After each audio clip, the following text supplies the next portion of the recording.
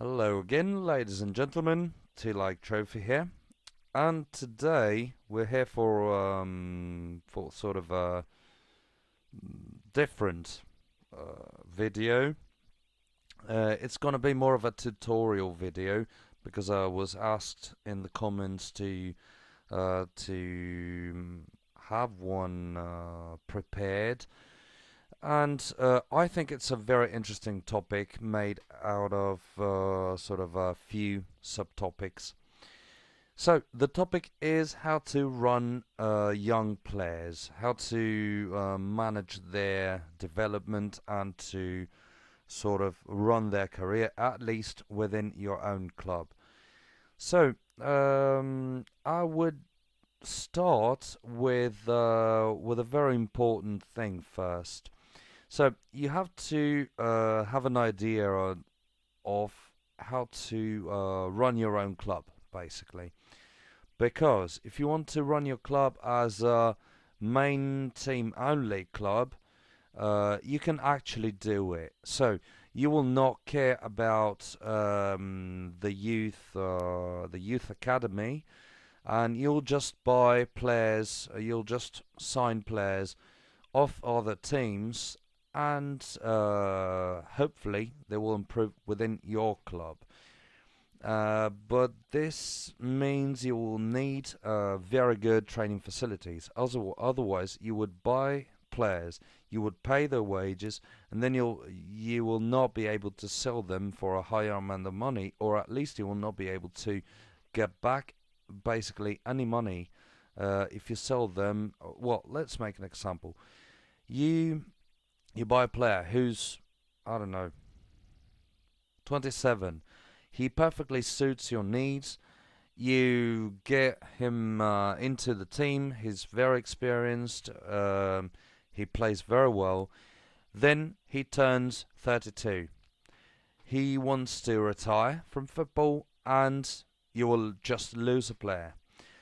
Of course, during the 5 seasons, you'll have to pay for his wage, and of course he will be performing very well.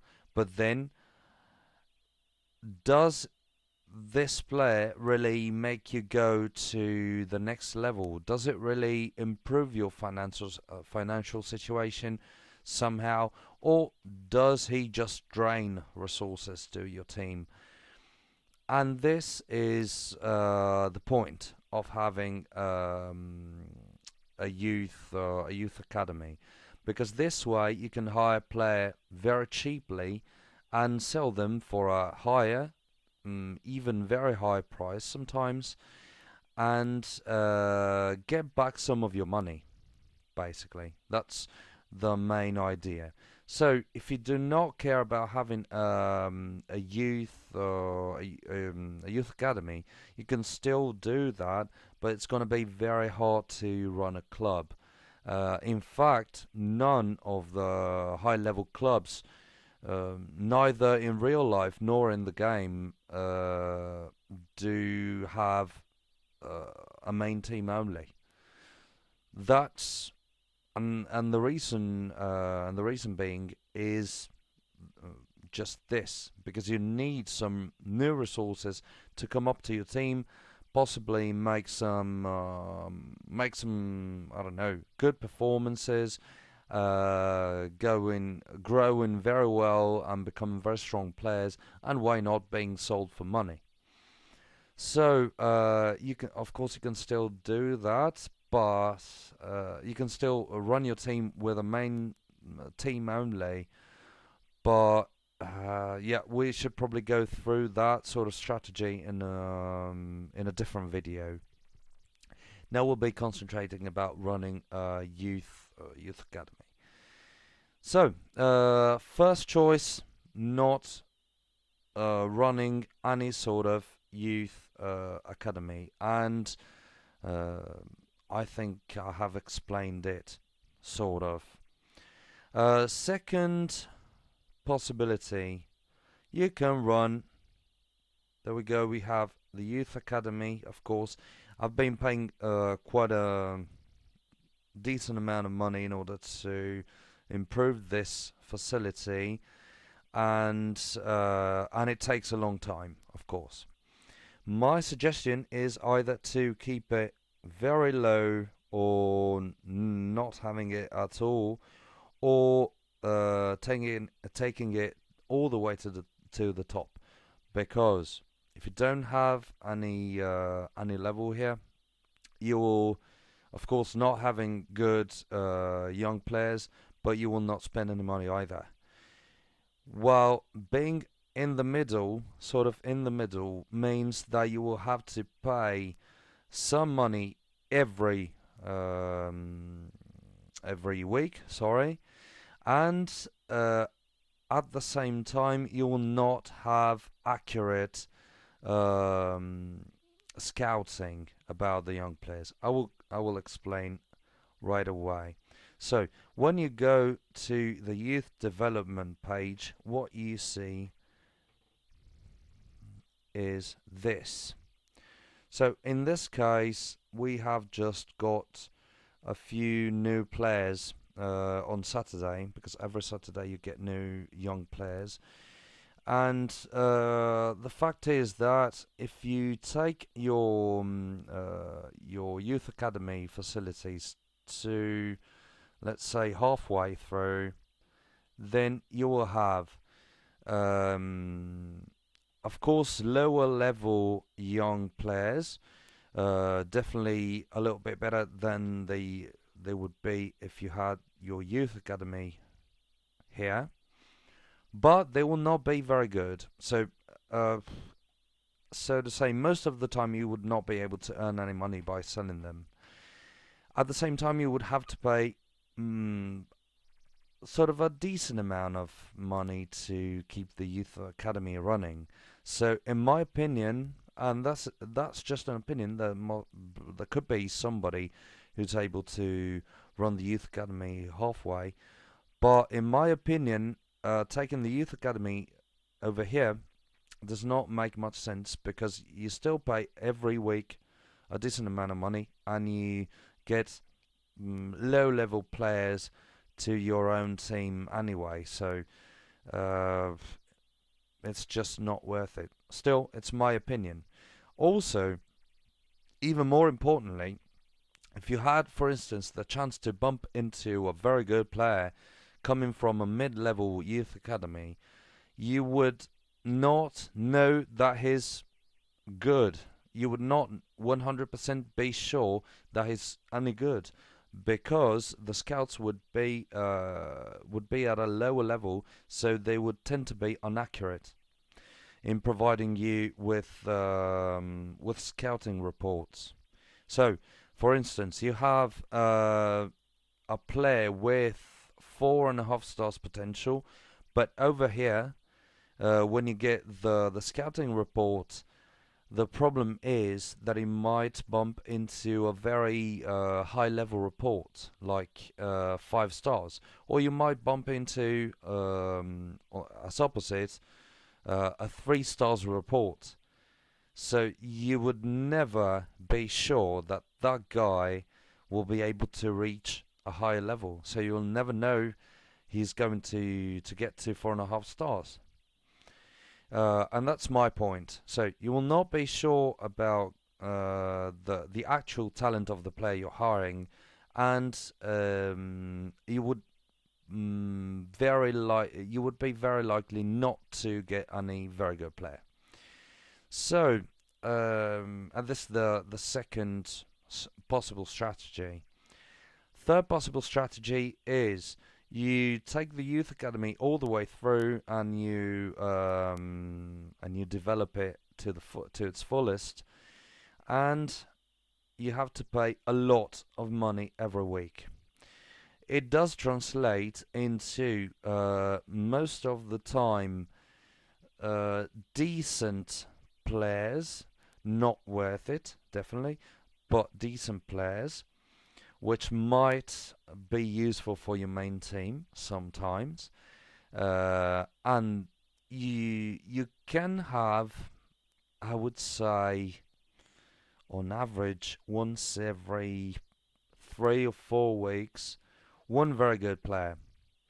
and even more often one good player with lower professionalism. As you might have seen, I actually discard players with low professionalism, and if they've got very high talent, I still keep them in my main team, but uh, I do not keep them.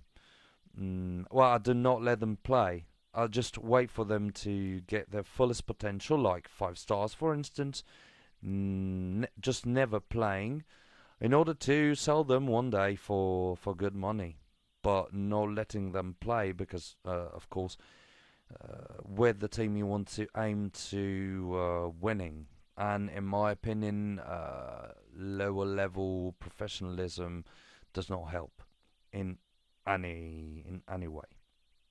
So that said, of course you'd have to pay a lot, but you would bump more often in good players, and you'd be 90-95% sure that the actual potential that your scouts will tell you will be accurate.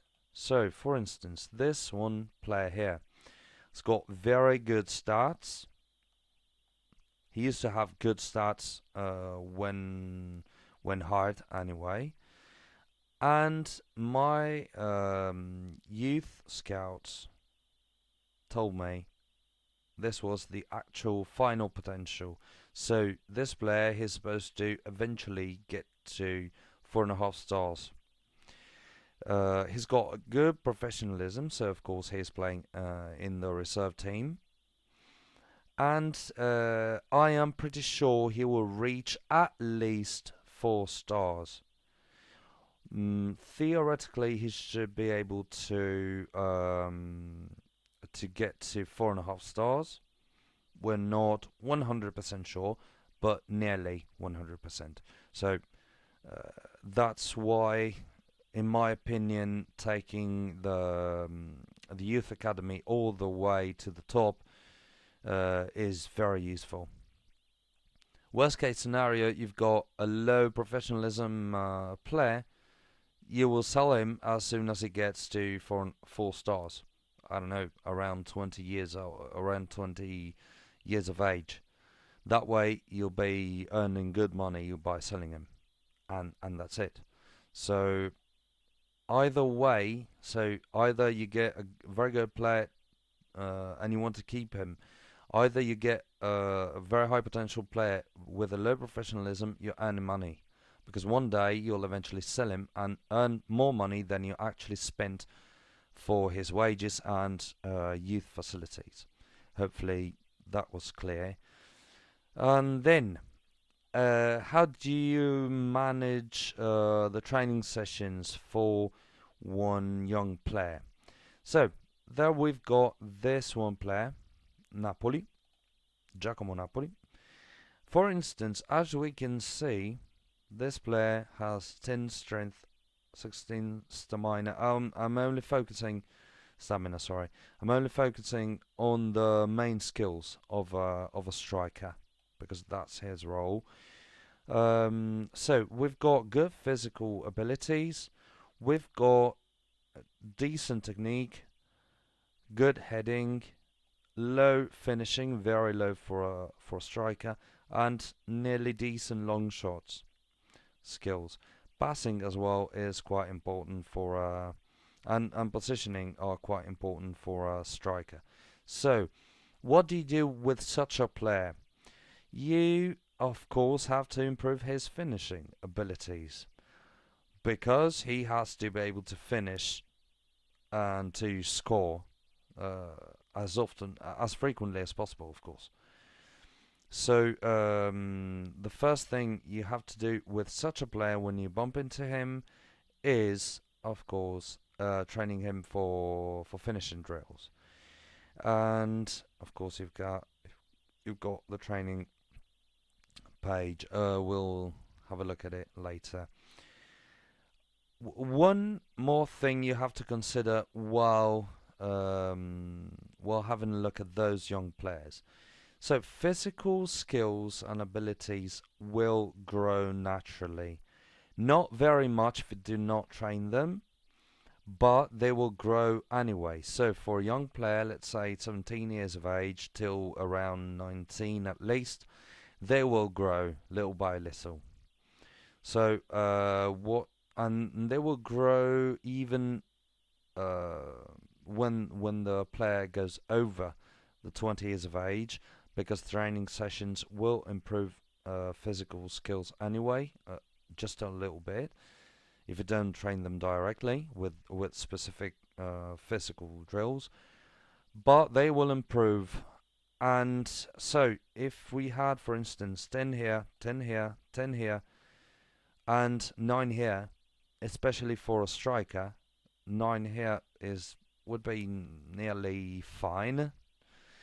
Then I would not focus on training this player on physical skills, because they will improve little anyway, even if you don't train them directly with fitness drills. So, for instance, here we've got, sorry, yes. So here, as you can see, we've got 7 points in strength, 5 in stamina, 9 in pace, and 6 in work rate, because those are the fitness drills.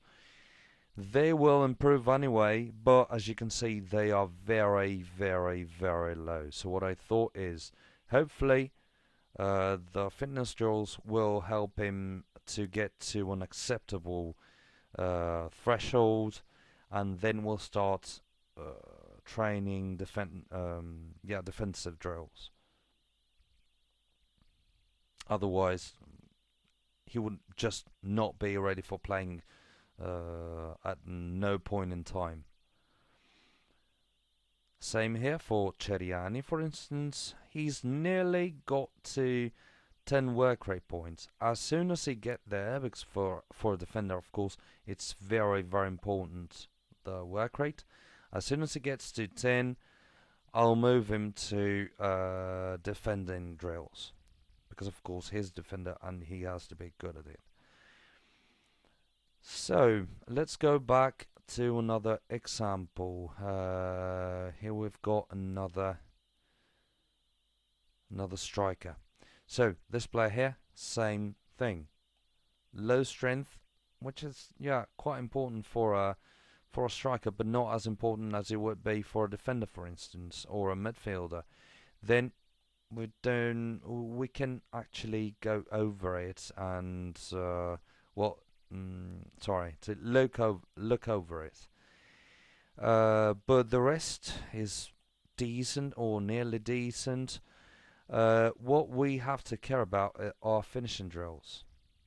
Heading is not trained by finishing drills, unfortunately, but finishing, long shots, technique are all skills trained by the finishing drills. And of course, we have to train this player in order to become a decent or more than decent striker. So what we'll do is training him. What's his name? Troiano. So of course we'll find Troiano over here. 31 training intensity. Hopefully he'll become a good trainer, a good striker. Sorry. So let's have the very last example done. Another striker. First midfielder, right striker. No, I wanted to see a different player, to be honest. So let's have a look at one more player, more defensive one, in order to see what it is like to train a defender. No, that's only the main team players. They're not very young on average. So let's go for the reserves. Alright, let's take the main squad away. And there we go. Acosta. So this one player over here, as you can see, has got good physical skills, not very good work rate. All right, so it's very likely to grow anyway. If we want to make sure this will go at least to 10, go up at least to 10, which in my opinion is an acceptable level for nearly all of the skills. It actually depends on the level you're playing at, but in general for the lowest tier of the championships, like the one we're playing in, I think 10 is somewhat acceptable. Then, of course, as a defender and defensive midfielder, what we have to look at is marking, tackling, positioning, and heading. All of these skills are trained with defensive drills. And yes, that's of course what we have to do with this guy over here. Otherwise, since he's a midfielder as well, we might say, all right, I do not need any defender and I will never need any. So what we will do is training him for tactical skills like work rate, positioning, and passing. Those are the tactical drills, as you can see here. Work rate, positioning, passing. So this is basically, those are all of the basics that you have to keep in mind whilst trying to run yeah, a club that is focusing on younger players. Also, one very last thing I'd like to underline. I had forgotten about it. Let's go over it very quickly. One very important thing for every player, but especially for the ones who are meant to improve very fast, like young players who improve a lot, usually, is the training grounds. So the training grounds will allow you to increase the training rate of every single player. Of course, the 50% of a low level intensity of a training, like it happens for older players, for instance, will affect less the growth of a player rather than it would for a younger player. So, for instance, if we have an older player who's training at 5 intensity points, and we have then we'll have 7.5 intensity points for that player, thanks to this increase. But if we have a very young player who's training at 31, as we saw before, or I don't know, at 20,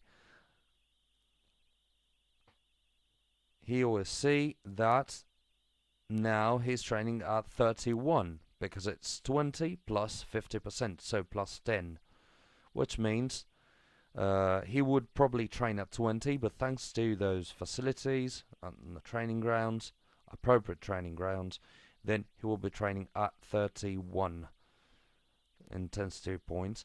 And this means you are earning loads of skill points.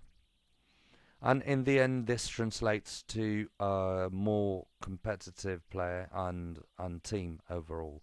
So my suggestion is, if you want to start a team, just a quick consideration, if you want to start a team, just look very attentively into what can bring you some money. So fast food, merchandise, and restaurant, sausage stand, whatever, and try to earn as much as possible and invest whatever you can get in youth academies and training grounds. Those are the most important things ever, because this allows you to run your club with a long-term mindset and will take you very far into the game. So, hopefully we could go through every possible and important topic. If you think there is something missing, I will probably redo this sort of tutorial. Why not? I could wipe this out and make a new one with accurate info. And yeah, hopefully that was useful for you all, guys. And see you in the next video. Bye.